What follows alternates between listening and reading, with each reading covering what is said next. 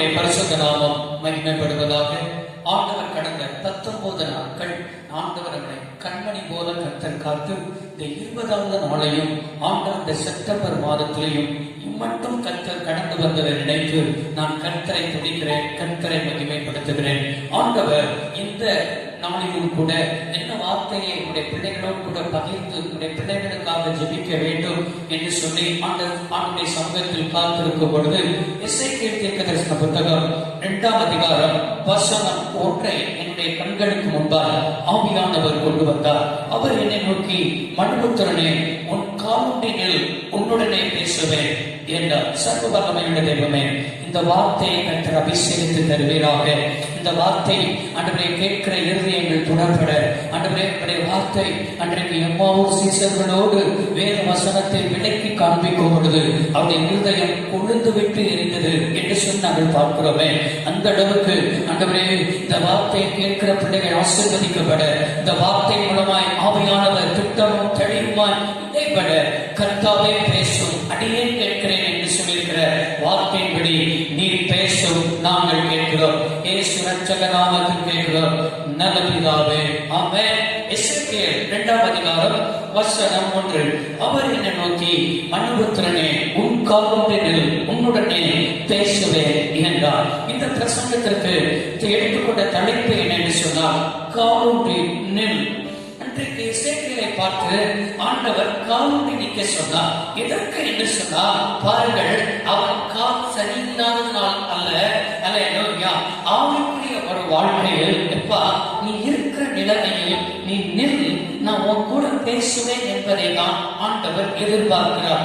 சில சமயத்தில் அநேகருடைய வாழ்க்கையில், ஆவிக்குரியவருடைய வாழ்க்கையில் ஒவ்வொரு நாளும் ஆவிக்குரிய வாழ்க்கையில் நிற்க முடியாதபடி சில தடுமாற்றங்களை என்ன செய்வார்கள், உணர்வார்கள். தடுமாற்றங்கள் காணப்படும். அநேகர் நான் ஒவ்வொரு வாரமும் ஆடியத்தில் கேட்பேன். என்ன கேள்வி என்று சொன்னால், இந்த வாரத்தில் எத்தனை பேர் தவறான வேதத்தை வாசித்தீர்கள் என்று சொல்லி கேட்டால் அநேகர் கை தூக்குவதற்கு என்ன செய்வார்கள், யோசிப்பார்கள். எத்தனை பேர் ஜெபித்தீர்கள் என்று சொன்னால் அதற்கும் கை தூக்குவதற்கு என்ன செய்வார்கள், யோசிப்பார்கள்.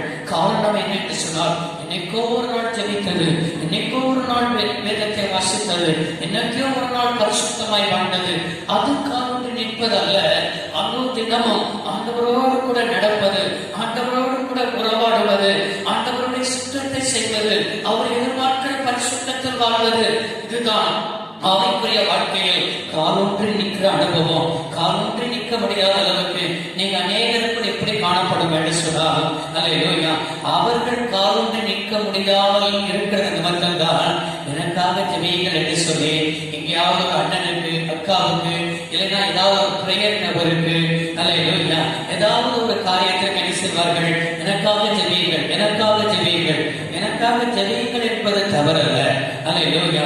ஆனால் எப்பொழுதுமே அல்லேலூயா நம்ம ஜெபிப்பதை விட்டுவிட்டு யாராவது ஜெபித்தா எனக்கு அற்புதம் நடக்குமா என்பதுதான் தவறு. அல்லேலூயா. அப்போஸ்தலனாகிய இருக்கிற பவுலுடைய ஊழியத்தில் கூட அல்லேலூயா, உங்களுடைய ஜெபங்களில் என்னையும் நினைத்துக் கொள்ளுங்கள். அவன் அல்லேலூயா ஒரு சபைகளுக்கு எழுதும் போதெல்லாம் எனக்காக ஜெபித்துக் கொள்ளுங்கள் என்று எழுதுகிறார். அல்லேலூயா. அப்படி என்றால் மற்றவர்களுக்கு நாம் ஜெபித்துக் கொள்ள சொல்வது தவறல்ல.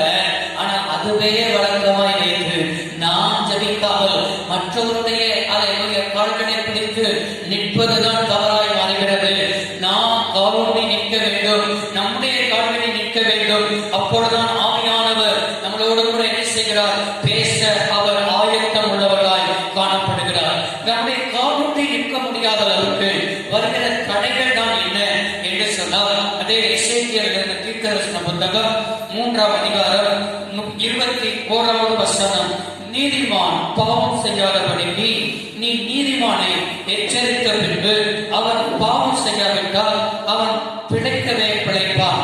அவன் எச்சரிக்கப்பட்டான், நீயும் உன் ஆத்துமாவை தப்புவித்தாய் என்றார். அவன் நீதிமான் பாவம் செய்யாதபடிக்கு நீ நீதிமானை எச்சரித்த பின்பு. ரட்சிக்கப்பட்ட தெய்வ பிள்ளையே, இயேசுவின் இரத்தத்தால் கழுவப்பட்ட நீ நீதிமானாய் இருக்கிறாய். ஆனால் நீதிமான் கழுவப்பட்டவர், அல்லேலூயா, இன்றைக்கு ஆவியை பெற்றவர், சபைக்கு வந்தவர், மூலிகை ஞானஸ்நானம் பெற்றவர், ஆனாலும் இவனுடைய வாழ்க்கையில்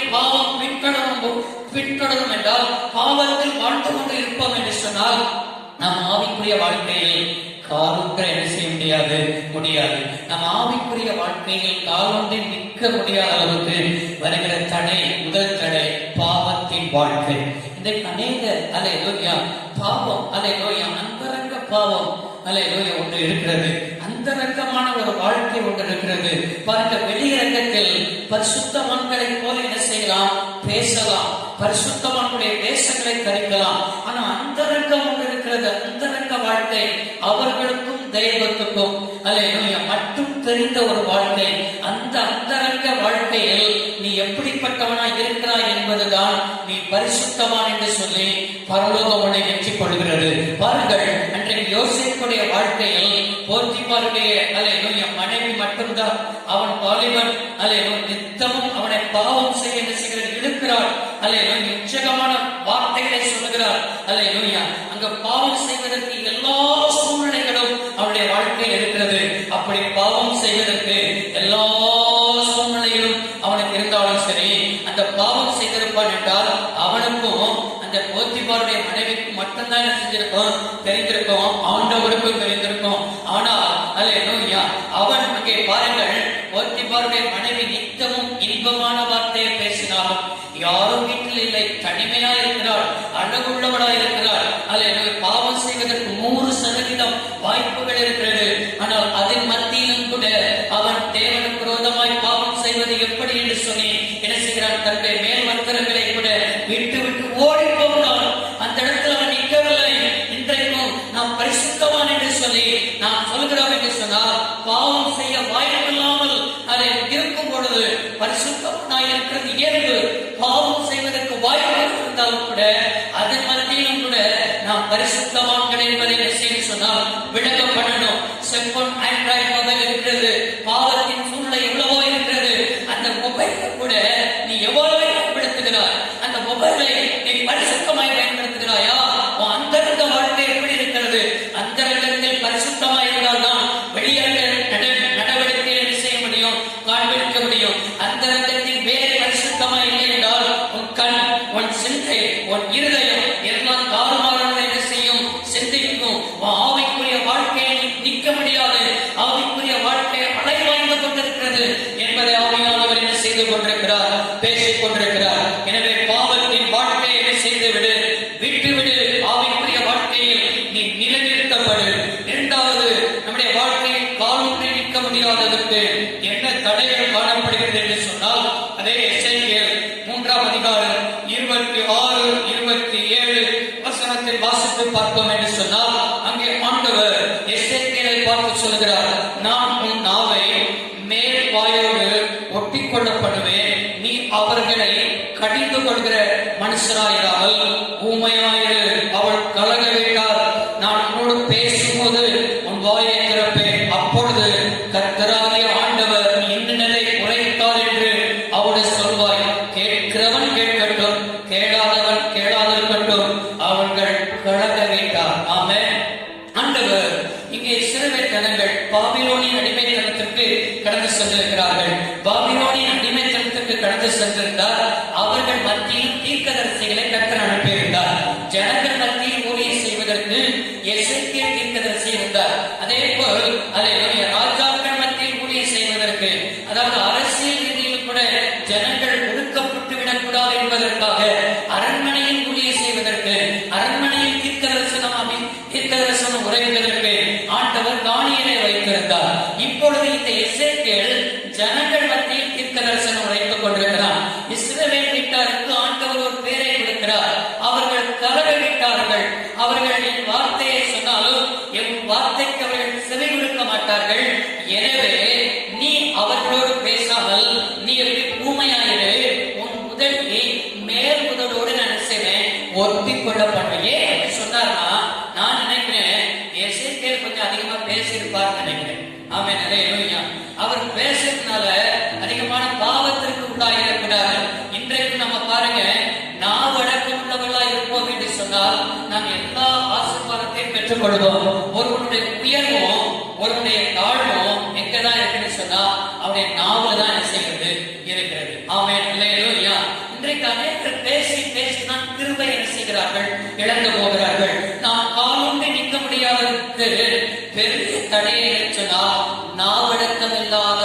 வாழ்க்கை. வேற சமத்துல பேசி பேசித்தானே அல்லேலூயா எவ்வளவு பகையை நீங்க வளர்த்திருக்கிறீங்க. அதிகமா அன்னையர் சொல்லுவாங்க, என்ன சொல்லுவாங்கன்னா, நான் இனிமே பேசவே கூடாது, நான் மௌனமா போயிட்டு மௌனமா வந்துடணும் அப்படின்னு சொல்லி எவ்வளவோ முயற்சி எடுக்கிறீங்களா, அல்லேலூயா தீர்மானம் பண்றீங்களா.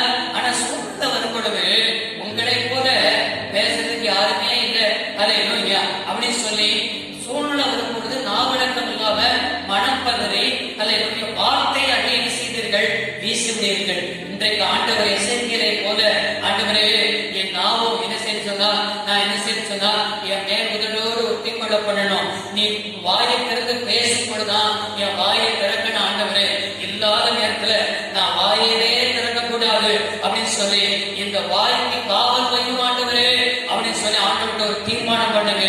நான் வடக்கம் தவறா இருங்க. நிச்சயமா சொல்றேன், நீங்க ஆவிக்குரிய வாழ்க்கையில் என்ன செய்வீர்கள் என்று சொன்னால் காலோண்டி நிற்பீர்கள். அதிகமா பேசுறவங்கிட்ட பாருங்க ஆவிக்குரிய வாழ்க்கையில் ஜீரோ தான். ஆமா பாருங்க, அதிகமான பரிசுத்தவான்கள் எல்லாம் நீங்க நோக்கி பாருங்க, மிகப்பெரிய ஆண்டவரால் வல்லமையாய் பயன்படுத்துற ஊழியர்கள் எல்லாம் பாருங்க அதிகமா பேச மாட்டாங்க. ஆமா நம்ம பேசுறத அதிகமா கவனிப்பாங்க. அவர்கள் பேசுகிற வார்த்தை ஒரு வார்த்தை விட 2 வார்த்தையா தான் இருக்கும். அவன் காரணம் என்னன்னா, அவரோட ஆவிக்குரிய வாழ்க்கையில சகலத்தை நிதானித்து அறிகிறது நிமித்தம் பேசுறதுல கொஞ்சம் குறைச்சிருக்கிறாங்க. அவர்களுக்கு பேச தெரியாம இல்ல, பேச அறியாதவர்கள் அல்ல, ஆவிக்குரியவர்கள் எப்பொழுதுமே அல்லேலூயா ஒரு வார்த்தை பேசினாலும் அது கரெக்டா பேசணும். சல சல சல சல சல எப்போதும் பேசிக்கிட்டே இருந்தா நீ ஆவிக்குரியவனே அல்ல, அல்லேலூயா. நம்முடைய ஆவிக்குரிய வாழ்க்கை என்பது பேச்சில் அல்ல, நம்முடைய பலத்தில் இருக்கிறது. ஐயோ ஏற்கனவே சொல்லலாமா, இன்றைக்கே ஒரு தீர்மானம் பண்ணி ஆண்டவரே நான் நாவை காத்துக் கொள்வேன் என்று சொல்லி செய்யுங்கள். ஒரு தீர்மானம் பண்ணுங்கள். கர்த்தர் உங்களுக்கு அந்த கிருபையை என்ன செய்வார், தருவாராக. நாம் காலூன்றி நிற்பதற்கு நாம் என்ன செய்யணும்? முதலாவது பார்த்தோம், நம்ம காலூன்றி நிற்பதற்குள்ள தடைகள். நாம் காலூன்றி நிற்பதற்கு நம்ம என்ன செய்யணும்னா, அதே எசேக்கியேல் 2ஆம் அதிகாரம் வசனம் 2, இப்படி அவர் என்னோடு பேசும்போது ஆவி எனக்குள் வந்தது, என்னை காலூன்றி நிற்கும்படி செய்தது. அப்பொழுது அவர் என்னுடனே பேசுகிறதை நான் கேட்டேன். ஆவி எனக்குள் வந்தது, நான் காலூன்றி நிற்கும்படி செய்தது. பாருங்க, நாம் காலூன்றி நிற்பதற்கு ஆவிக்குரிய வாழ்க்கையில் நாம் என்ன செய்யணும்னு சொன்னால், பரிசுத்தாவின் அபிஷேகத்திற்கு காத்திருக்கணும், வாஞ்சிக்கணும், அதை பெற்றுக்கொள்ளணும். கையிலே சொல்லலாமா, இன்னைக்கு பரிசுத்தாவின் அபிஷேகத்தை அநேக பெந்தேகோஸ்தே சபையில் இருக்கிற வாலிபர்கள், ஆண்கள், பெண்கள் அல்லேலூயா அநேகருக்குள் அந்த தாகம் இல்லை. ஆமென். பெந்தேகோஸ்தே சபையில அநேக அல்லேலூயா பரிசுத்தாவின் அபிஷேகம் பெறல. பரிசுத்தாவியானவர் இல்லாம நீ எப்படி காலம் நிற்க முடியும்? ஆவியானவர் தான் உன்னை பாவத்தை குறித்தும் நீதியை குறித்தும் நியாயத்தை குறித்து என்ன செய்வார், கண்டித்து உணர்த்துவார். அந்த ஆவியானவரே இல்லை என்று சொன்னால் நீ மாம்சத்துக்குரியவனா என்ன செய்கிறாய், காணப்படுகிறார். இன்றைக்கு ஆவியானவரை பெற்றுக் கொள்ளவில்லை என்றால், ஆவியானவரே என்னை நிரப்பும் என்று என்ன செய்யுங்கள், கேளுங்கள். ஆண்டவர் உங்களை நிரப்பவர் போதுமானவராய் இருக்கிறார். இன்றைக்கே ஆவியானவர் உங்களுடைய வாழ்க்கையில் இந்த வார்த்தையை கேட்கும் பொழுதே ஆவியானவர் உங்களை நிரப்பலாம். நீங்கள் வாஞ்சிக்கிறீர்கள் என்று சொன்னால் இன்றைக்கு அந்த ஆவியானவர் அல்லேலூயா உங்களுக்குள் என்ன செய்வார், கடந்து வர அவர் போதுமானவராய் இருக்கிறார். அப்போஸ்தலர் நடவடிக்கையின் புத்தகம் 2ஆம் அதிகாரத்தை நாம் திருப்பிக் கொள்வோம் என்று சொன்னால், அங்கே என்னோடு கூட அப்போஸ்தலர் நடவடிக்கையின் புத்தகம் 2ஆம் அதிகாரம் வசனம் 14 பாருங்கள். என்ன சொல்லியிருக்கேன்னு சொன்னால், பேதுரு அல்லேலூயா 11 கூட நின்று அவர்களை நோக்கி உரத்த சத்தமாய், யூதர்களே, எருசலேமிலே வாசம் பண்ணுகிற ஜனங்களே, நீங்கள் எல்லாரும் அறிந்து கொள்வீர்களாக, என் வார்த்தையை என்ன செய்யுங்கள், செவி கொடுங்கள். ஆமென் சொல்லுங்க, என் வார்த்தையை செவி கொடுங்கள். ஏன் அப்படி சொல்கிறார் என்று சொன்னால், அங்கே கடைசி நாட்களில் பரிசுத்த ஆவியானவர் ஊற்றப்பட்டார், பொழிந்தள்ளப்பட்டார். எல்லாரும் என்ன நினைத்தார்கள் என்று சொன்னால், இவர்கள் மதிமயக்கத்தினால் இல்லை என்று சொன்னால் குடித்து குடித்து பேசுகிறார்கள், இப்படி தவறாக விளங்கிக் கொண்டார்கள். ஆனால் அங்கே பேதுரு எழுந்து நின்று சொல்கிறார், நீங்கள் நினைப்பது அப்படி அல்ல. கடைசி நாட்களில் மாம்சமான யாவர் மீது ஆவியை ஊற்றுவேன். உங்கள் குமாரர்களும் உங்கள் குமாரத்திகளும் தீர்க்கதரிசனம் சொல்வார்கள், உங்கள் வாலிபர்கள் தரிசனம் அடைவார்கள், உங்கள் மூப்பர் சொப்பனங்களை என்ன செய்வார்கள்,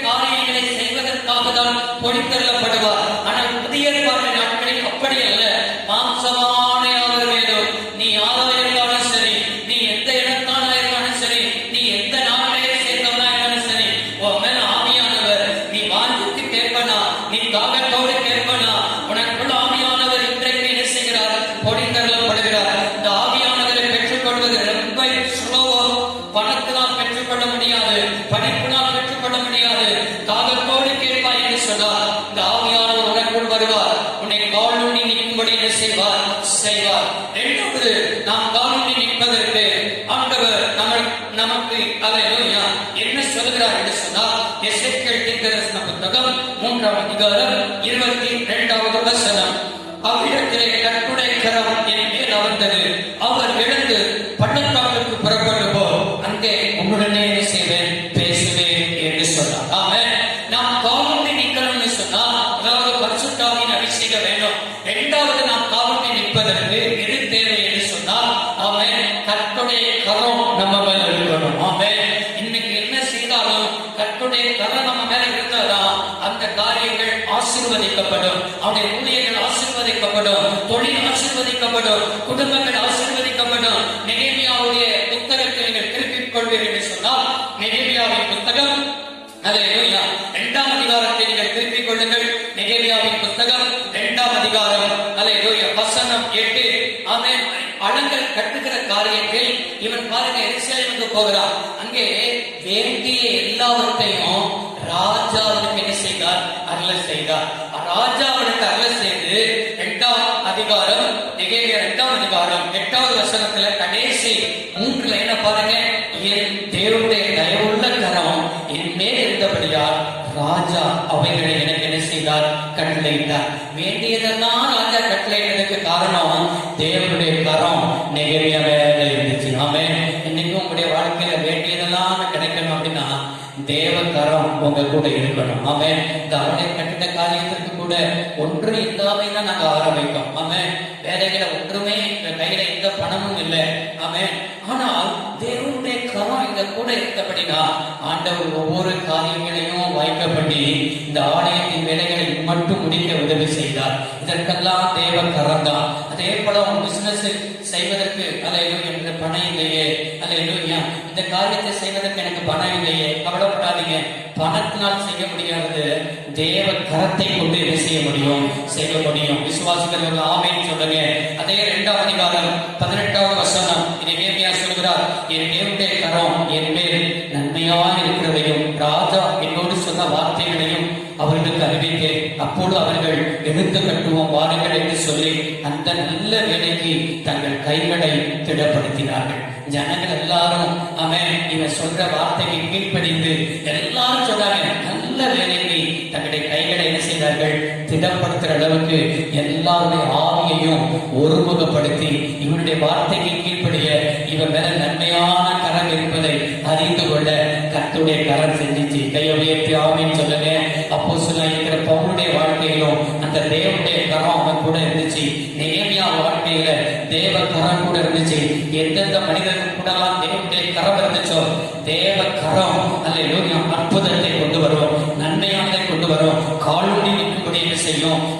ஆமென். ஃபர்ஸ்ட் பார்த்தோம் காலூன்றி நிற்பதற்கு உள்ள தடைகள். இரண்டாவது காலூன்றி நிற்க நம்ம என்ன செய்யணும்? சரி, காலூன்றி நிற்பதனால் அல்லேலூயா வருகிறதான அல்லேலூயா ஆசீர்வாதம் தான் என்ன அப்படின்னு சொன்னால் அல்லேலூயா அதே எசேக்கியேல் 8ஆம் அதிகாரம் வசனம் 2ஐ நாம் திருப்பிக் கொள்வோம் என்று சொன்னால் 2வது வசனத்துக்கு இப்படி அவர் என்னோடு பேசும் பொழுது ஆவி எனக்குள் வந்தது. ஆமென். என்னோடு பேசும் பொழுது பாருங்க, காலூன்றி நிற்பதனால் வருகிற ஆசீர்வாதம். முதல் ஆசீர்வாதம் தேவனுடைய சத்தத்தை கேட்பது பெரிய ஆசீர்வாதம். ஆமென். வானத்தை பூமி உண்டாக்கின தேவனுடைய சத்தம் எப்போது நமக்கு கேட்கணும்னா நம்ம காலூன்றி நின்னாதான் ஆண்டவர் நம்ம கூட பேசுவார். ஆமென். பாருங்க, சிறு பிள்ளை சாமுவேல், ஆனா அவன் ஒரு நாள் கூட தேவ சத்தத்தை கேட்கல. ஆண்டவர் சாமுவேலே சாமுவேலே கூப்பிடுறாரு, தெரியல, பழக்கம் இல்லை. அவன் ஏலிட்ட போய் நிற்கிறான். ஒரு 2வது முறை ஏலிட்ட வர்றான், 3வது முறை இப்பதான் ஏலி அடிச்சிட்டாரு. பிள்ளையாண்டன ஆண்டவர் என்ன செய்யறாரு? கூப்பிடுறாரு. அழகா சொல்லிக் கொடுக்குறான். கர்த்தாவே பேசும், அதையே கேட்க சொல்லு அப்படின்னு சொல்லி என்ன செய்யறான்? ரகசியத்தை சொல்லி கொடுக்குறான். அப்ப அழகா சொல்றான். அதே போல ஆண்டவர் அவன் கூட என்ன செய்தான்? பேசினான். எனக்கு அருமையானவர்களே, இன்றைக்கும் ஆண்டவர் பேசாம உன் வாழ்க்கையில இருண்ட வாழ்க்கையா இருக்குதா? வேதத்தை வாசிக்காம உன் வாழ்க்கை இருந்து போச்சா? ஜெபம் பண்ணாம இருந்து போச்சா? அல்லேலூயா. இருளில் வெளிச்சத்தை உண்டாக்குற தெய்வம் இன்றைக்கு உன் கூட பேச அவர் ஆயத்தமாயிருக்கிறார். இதன் வழியாக என் கூட பேசுவதற்கு இன்றைக்கும் ஏக்கம் உள்ளவராய் இருக்கிறார். இன்றைக்கே விட்டு கொடுப்பாய் என்றால் உன் கூட ஆண்டவர் என்ன செய்கிறார்? பேசுகிறார். 8வது ஆசீர்வாதம் எசேக்கியேல் 2ஆம் அதிகாரம் வசனம். அல்லேலூயா. நாம் அல்லேலூயா திருப்பிக் கொள்வோம் என்றால் 3ஆம் அதிகாரம் வசனம் 17 சொல்லியிருக்கிறது. மனுபுத்திரனே, உன்னை இஸ்ரவேல் வம்சத்தாருக்கு காவல் நாளனாக செய்த வைத்தேன். நீ என் வாயினால் வார்த்தைகளை கேட்டு என் நாமத்தினாலே அவர்களை என்ன செய்யணும்? எச்சரிப்பாயாக. அப்போ ஆண்டவர் அந்த எசேக்கியேலை இஸ்ரவேல் வீட்டாருக்கு என்ன செய்தாரா? காவலாளராக, அதாவது ஒரு வேலைக்காரனாக அதை வைத்தாரா. தேவனுக்கு ஊழியம் செய்ய ஆண்டவர் அவர் செய்தாரா? தெரிந்து கொண்டார். கேட்டு ஆமென் சொல்லலாமா? எனக்கு அருமையான கர்த்தருடைய பிள்ளைகளே, ஆண்டவர் அழகாய் சொன்னார் அல்லவா, ஒருவன் எனக்கு ஊழியம் செய்தார், பிதாவாண்டவர் அவனை என்ன செய்வார்? கணம் பண்ணுவார். நான் எங்கே இருக்கிறேனோ அங்கே ஊழியக்காரன் என்ன செய்வான்? இருப்பான் என்று ஆண்டவர் சொல்லியிருக்கிறார். இந்த வார்த்தையை கேட்கிறவர்களே, உங்க பிள்ளைகளை ஊழியத்துக்கு ஒப்புக் கொடுங்க. அல்லேலூயா. பெற்றோர்கள் ஊழியம் செய்வதற்கு அல்லது பிள்ளைகளை தடை பண்ணாதீர்கள். ஆமென். ஒரு குடும்பத்துல ஒரு பிள்ளையாக ஊழியத்துக்கு என்ன செய்யுங்கள்? கொடுங்கள். ஆமென். ஊழியம் குடும்பம் செய்யணும் அப்படின்னு சொல்லி என்ன செய்யுங்கள்? அல்லேலூயா. அப்படிங்கள். நான் சொல்லுகிறேன், அப்பொழுது உங்க கூட ஆண்டவர் என்ன செய்வார்? பேசுவார். காவுண்டு நிற்பீர்கள். அல்லேலூயா. ஆண்டவருடைய கரம், நிறைவான கரம் என்ன செய்யும்? ஆசீர்வதிக்கும். ஆமென். நன்மையும் கிருபையும் உங்களை பின்தொடர செய்யும். காலொண்டி நில்லுங்க, உங்க கூட பேசுவார். இந்த 3 காரியத்தை பார்த்தோம். என்னெல்லாம் பார்த்தோம்னா, காலொண்டி நிற்பதற்கு என்ன தடை? அல்லேலூயா. காலொண்டி நிற்பது அல்ல எப்போது நிற்க முடியும்? காலொண்டி நிற்பதுனால் என்ன ஆசீர்வாதம்? இந்த ஆசீர்வாதம் உங்க மேல என்ன செய்யும்? பழிக்கும். நம்ம ஜோமானுவோம், வானத்தை பூமியையும் உண்டாக்கின சர்வ வல்லமையுள்ள தெய்வமே, இந்த வார்த்தையை யாரெல்லாம் உட்கார்ந்து எங்கெங்கெல்லாம் இருந்து கேட்டார்களோ பிள்ளைகளை ஆசீர்வதிங்க. பிள்ளைகளோடு கூட இருங்க. நீ தாமே கூட இருந்து வழிநடத்துங்க. பிதா குமாரன் பரிசுத்தாவின் நாமத்தில் பிள்ளைகளை ஆசீர்வதிக்கிறேன். இயேசுவின் நாமத்தில் வேண்டி கேட்கிறோம் நல்ல பிதாவே. ஆமென்.